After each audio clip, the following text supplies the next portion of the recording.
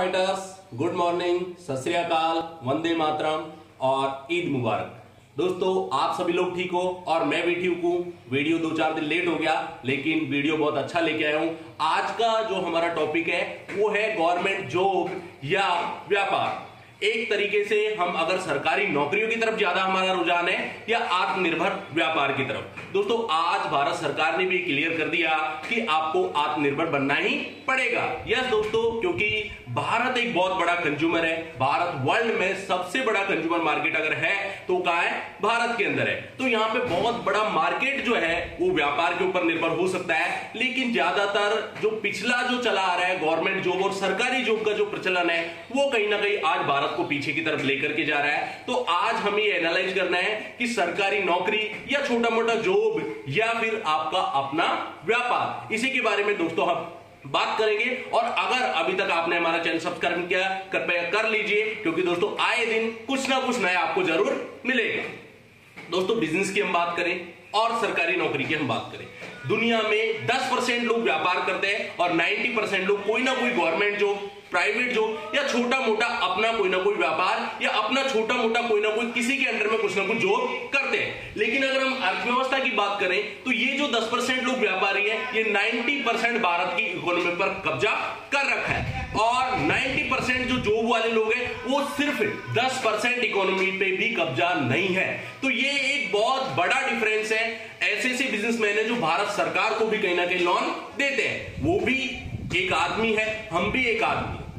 हम अपने परिवार को चलाने के लिए इतनी सारी चीजों का उपयोग नहीं कर पाते, लेकिन व्यापार में बहुत सारी चीजों का इस्तेमाल करके अपने आप को आगे बढ़ा सकते हैं। दोस्तों गवर्नमेंट जॉब के अंदर सबसे पहले आज हम कोई व्यापार करें या कुछ भी करें तो हमारा जो सबसे बड़ा फैक्टर है वो है मनी।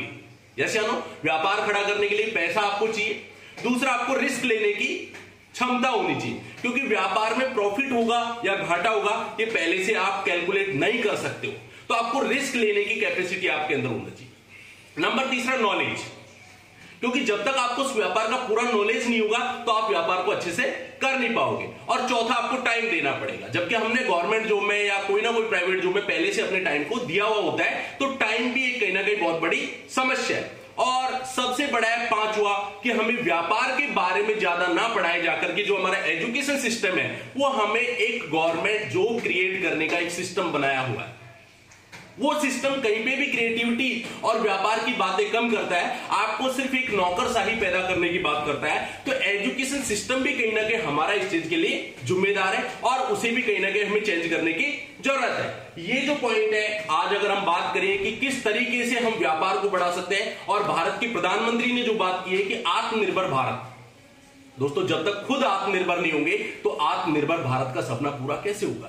जब हम खुद सेल्फ डिपेंडेंस नहीं होंगे तो हम आत्मनिर्भर कैसे हो सकते हैं? जब हम अपनी लाइफ के लिए, अपनी जिंदगी के लिए किसी दूसरे के ऊपर डिपेंड है तो आत्मनिर्भर भारत नहीं बन सकता। आत्मनिर्भर भारत के लिए सबसे पहले आत्मनिर्भर इंसान की जरूरत है। यस या नो? हम आत्मनिर्भर होंगे तो भारत अपने आप आत्मनिर्भर होगा। और आत्मनिर्भर कभी भी हमें किसी नौकरशाही में नहीं हो सकता, व्यापार ही करना पड़ेगा। मैंने नौकरशाही भी देखी है और व्यापार भी देखा। मैंने गवर्नमेंट जॉब भी किया है और साथ के साथ व्यापार भी देखा है। लेकिन जो सफलता व्यापार में है वो सफलता नौकरशाही में आप 20 से 25 साल जॉब करते हो, लेकिन व्यापार में अगर आपका आइडिया अच्छा चल गया, आपका प्रोडक्ट अच्छा चल गया, आपका कॉन्सेप्ट अच्छा चल गया तो 2 से 3 साल के अंदर आप वो सफलता हासिल कर सकते हो जो 50 से 60 साल जॉब करने के बाद में आती है। आज हम बात करते हैं बिजनेस में।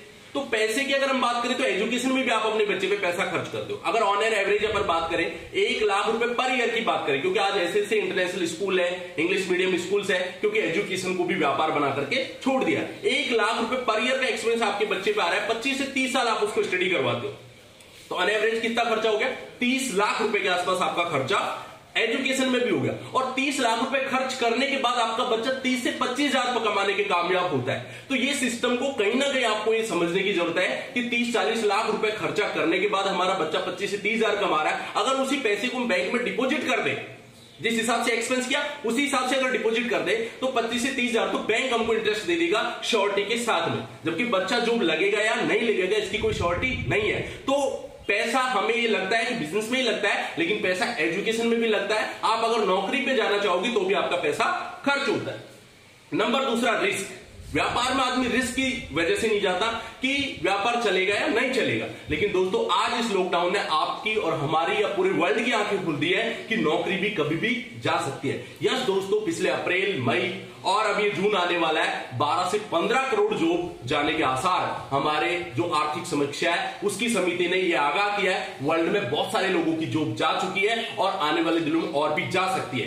कोरोना जैसी महामारी में लोगों का भ्रम को मिटा दिया कि जॉब जो एक श्योरिटी कहीं ना कहीं जिसके लिए आदमी करता था कि मेरे को इतना सैलरी तो आएगा ही आएगा 100%, लेकिन कोरोना ने आपकी सैलरी को और आपके जॉब को भी कहीं ना कहीं असमंजस में डाल दिया। रहेगा या नहीं रहेगा। कुछ लोग अभी घर पे हैं, उनको कंपनियां बुलाएंगी या नहीं बुलाएंगी, और कुछ को नोटिस जा चुका है कि आपको आने की जरूरत नहीं है, क्योंकि भारत सरकार ने भी अभी 50% कर्मचारी के साथ ही काम करने की अनुमति दी है। तो रिस्क दोनों जगह, ये सिर्फ हम एनालाइज करते हैं कि गवर्नमेंट जॉब में या प्राइवेट जॉब में रिस्क नहीं है, रिस्क दोनों जगह, आपकी नौकरी कभी भी जा सकती है। नंबर तीसरी हम बात करें नॉलेज दोस्तों कोई भी अपने मां के पेट से सीख के नहीं आता। नॉलेज हम ले सकते हैं, और आज social media, YouTube, Twitter, WhatsApp इसका जमाना है। आप जो भी व्यक्ति जिस चीज की नॉलेज रखता है उससे संपर्क करके, चाहे वो सोशल मीडिया हो, चाहे वो व्हाट्सएप हो, चाहे वो फोन हो, चाहे वो मेल आईडी हो, चाहे आप यूट्यूब पे भी आप बहुत सारी चीजों को सर्च करके आप सीख सकते हो। आज के जमाने में ये हम बहाना नहीं बना सकते कि हमको नॉलेज नहीं है या ये काम हमें नहीं आता। हम उसको सीख सकते हैं और सीख करके कर सकते हैं। अंबानी हो, टाटा हो, बिरला मां के पेट से ये भी सीख करके नहीं आए थे, और मां के पेट से ये भी पैसे लेकर के पैदा नहीं हुए थे। ये भी गरीबी में पैदा हुए थे, हम भी गरीबी में पैदा हुए हैं। बस सिर्फ एक फर्क है, वो सोच का फर्क है कि हमने गवर्नमेंट जॉब के रास्ते को चुना या छोटा मोटा व्यापार को चुना, छोटी मोटी जिंदगी को चुना, और इन्होंने एक बिग विजन के साथ एक बड़े सपने को चुना जिसको पूरा करने के लिए इन्होंने बड़ी एफर्ट्स किया और बहुत सारा सेक्रीफाई करके आज वर्ल्ड के बड़े लीडर्स में, बड़े व्यापारी में इनकी कहीं ना कहीं गिनती होती है। चौथा, टाइम।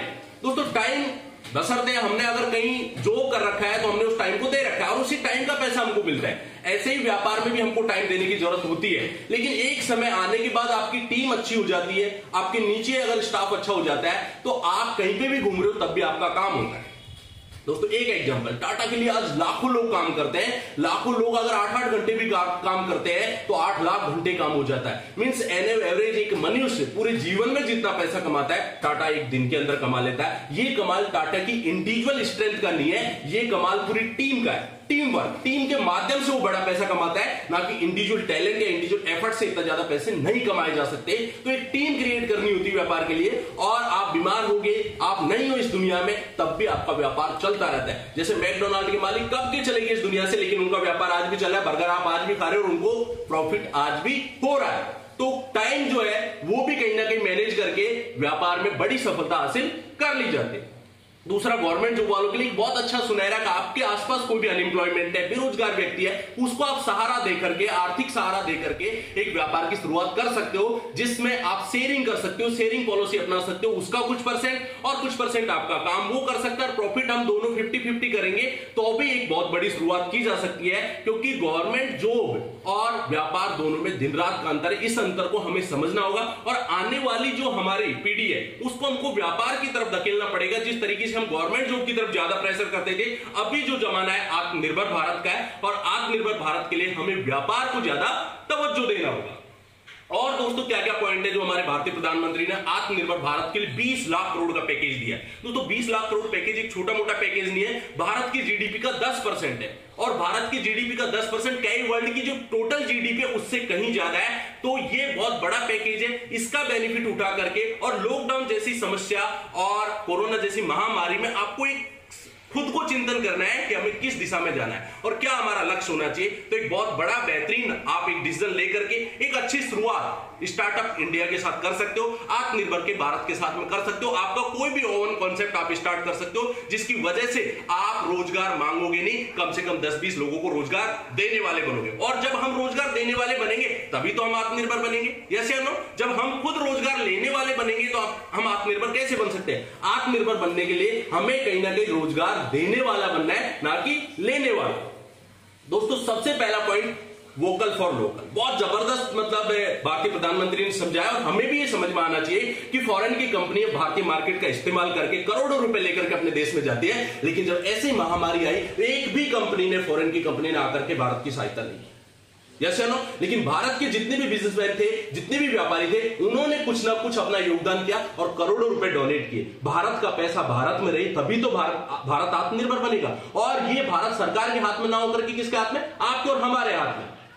अगर हम फॉरेन के प्रोडक्ट यूज करना बंद कर देंगे, हम चाइना के प्रोडक्ट यूज करना बंद कर देंगे, जो भी कंट्रीज है उनका प्रोडक्ट यूज करना बंद कर देंगे, तो हमारी आर्थिक स्थिति मजबूत होगी। आज हम चाइना की आर्थिक स्थिति मजबूत करके वही हमारी सेना या हमारी जो सीमा है उनका उल्लंघन कर रहे हैं। जैसे भी नेपाल में आपने लेटेस्ट देखा, चाइना की एक्टिविटीज आपने लेटेस्ट देखी, अमेरिका और चाइना का आपने देखा, तो ये अर्थव्यवस्था मजबूत है तभी तो ये लड़ने को उतारू है। जिसका अर्थव्यवस्था टूट जाएगा तो अपनी जिंदगी से लड़ने के लिए मजबूर हो जाएगा। तो ये हमें कहीं ना कहीं लोकल और वोकल के लिए बहुत बड़ा काम करना है और लोकल कंपनियों को ब्रांडेड बनाना है। जो आज ब्रांडेड है वो भी लोकल थी, सिर्फ उनकी देश ने, उनकी जनता ने मेहनत किया और ब्रांडेड बना के पूरे विश्व में उसको प्रस्तुत किया तो ब्रांडेड बन गई। ऐसे इंडिया में भी बहुत सारी ब्रांडेड कंपनियां हैं जो अच्छा काम कर रही है। टाटा की जगुआर फॉरेन में भी बिकती है, जगुआर टाटा की है, वो फॉरेन में भी बिकती है, तो वो ब्रांडेड बन गया। तो लोकल को वोकल बनाना है, ये भारतीय प्रधानमंत्री का पहला मंत्र था। दूसरा सबसे फ्री है कि अभी आत्मनिर्भर भारत के लिए कोलैटरल फ्री लोन आपको मिल सकता है। तो आप अपना खुद का एक स्टार्टअप कर सकते हो, छोटा मोटा स्टार्टअप करके अपना एक ट्राई कर सकते हो। तो कोलैटरल फ्री मतलब आपको कोई गारंटी देने की जरूरत नहीं है। इस टाइप के लोन भी अभी भारतीय सरकार और बैंक आपको उपलब्ध करवा रहे हैं। तीसरा एमएसएमई के जो कंपनी एक्ट थे, जो छोटी कंपनियां थी जो बिजनेस करती थी, जिनसे गलतियां हो जाती थी टेक्निकल्स, उन गलतियों के जो अधिनियम है उसमें भी भारत सरकार ने परिवर्तन किया है और छोटी मोटी गलतियों को माफ किया है या उनका आर्थिक जो दंड था उसको कम किया है, जिसकी वजह से बहुत सारे लोग स्टार्टअप्स कर सकते हैं। क्योंकि इंडिया में स्टार्टअप्स बहुत सारे होते हैं लेकिन इतनी सारी टेक्निकल और कागजी कार्रवाई होती है जिसकी वजह से बहुत सारे लोग स्टार्टअप्स कर ही नहीं पाते और करने से पहले ही उनका गर्भ में मृत्यु हो जाता है या स्टार्टअप होने से पहले वो कंपनियों को बंद कर देते हैं। तो यहां पे भी भारतीय सरकार ने ध्यान दिया है। उसके बाद फॉरेन की जो कंपनियां हैं वो यहां बिजनेस करती हैं, पैसा लेके जाती हैं, हम उनका आइटम खरीदते हैं। आधे लोगों को तो पता भी नहीं कि मैं जिस कंपनी का प्रोडक्ट यूज कर रहा हूं क्या फॉरेन की। आज के बाद एक बार जरूर सोचिए, इंडियन है या फॉरेन है, स्वदेशी है या विदेशी। दोस्तों स्वदेशी को अपनाना है, विदेशी को भगाना है, यही सबसे बड़ा मंत्र है। आज आमने सामने की लड़ाई नहीं होगी, इसी टाइप के ट्रेड वार होंगे और इन ट्रेड वार में आम जनता की सोच का बहुत बड़ा योगदान होगा। आज जापानीज अपने देश से कितना प्यार करते हैं, सेकंड वर्ल्ड वॉर में सब कुछ बर्बाद होने के बाद अगर वो खड़े हो गए, इसका मतलब देश प्रेम उनसे हमें सीखना चाहिए।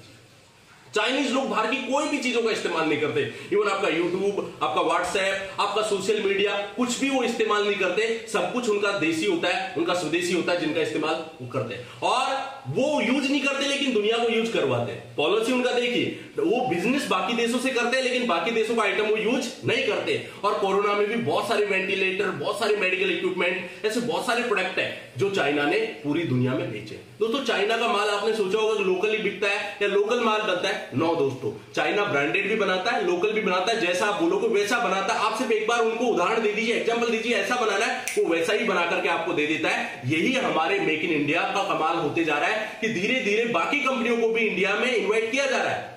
लेकिन मेक इन इंडिया, बाहर की कंपनियां मेक इन इंडिया लिख करके प्रोडक्ट बनाएंगी, मैन्युफैक्चरिंग हब इंडिया बनेगा, तो पूरे वर्ल्ड में हमारा एक्सपोर्ट होगा और पूरे वर्ल्ड में हमारा नाम होगा। और दूसरा, हमारा इंडिया खुद एक बहुत बड़ा कंज्यूमर है जहां पे बहुत ज्यादा प्रोडक्ट का इस्तेमाल हम कर सकते हैं।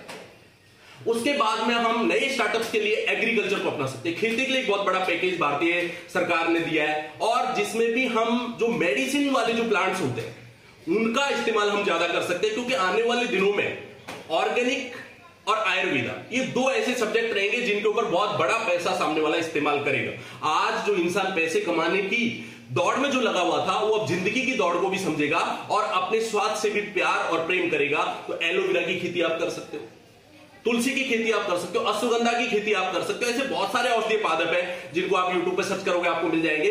उनकी खेती करके, मतलब मॉडर्न एग्रीकल्चर के तरीके आपको अपनाने होंगे, पुराने तरीके छोड़ करके मॉडर्न तरीके से खेती को आप करोगे तो वो भी एक बहुत बड़ा व्यापार है। चौथा, वेटनरी, पशुपालन भी एक बहुत बड़ा सब्जेक्ट है और भारतीय जो अर्थव्यवस्था वो पशुपालन पे बहुत ज्यादा निर्भर है। तो पशुपालन भी यहां पे किया जा सकता है और उससे भी हमारी अर्थव्यवस्था को और बहुत ज्यादा सपोर्ट मिलेगा और छोटे छोटे रोजगार हमारे यहां पे बहुत ज्यादा पैदा होंगे।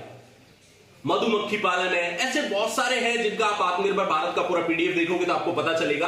आपको जो भी उचित लगता है उसमें आप अपना स्टार्टअप कर सकते हो, क्योंकि आत्मनिर्भर आप बनोगे तभी देश आत्मनिर्भर बनेगा। तो आपको अपना स्टार्टअप करने के बारे में भी सोचना चाहिए। मैं नहीं बोलता आप कर दीजिए आज ही या किसी की मोटिवेशन में आकर के, लेकिन आपको जैसे गवर्नमेंट जॉब की आप तैयारी करते हो, अगर आप स्टार्टअप्स की इस तरीके से तैयारी करो 2-3-4 साल के अंदर, तो आप एक अच्छा स्टार्टअप कर पाओगे और भारत की अर्थव्यवस्था को, जो कहीं ना कहीं कॉन्टिनेंटल ना होकर के क्वांटम जंप हमको करवाना है, मतलब एकदम से हमको जैसे गिरी है वैसे एकदम से अगर उठाना है, तो हमें मैन्युफैक्चर हब भी बनना पड़ेगा, मार्केटिंग का हब भी बनना पड़ेगा और भारत को आत्मनिर्भर बनाना पड़ेगा। थैंक यू दोस्तों, आपने वीडियो देखा और चैनल को सब्सक्राइब करना ना भूलें और इस वीडियो को सभी लोगों तक पहुंचाए जो सरकारी जॉब है, प्राइवेट जॉब है या कोई व्यापारी कर रहा है, छोटा मोटा व्यापार करने के लिए ये वीडियो उसको बहुत सहयोग रहेगा। थैंक यू, धन्यवाद, वंदे मातरम।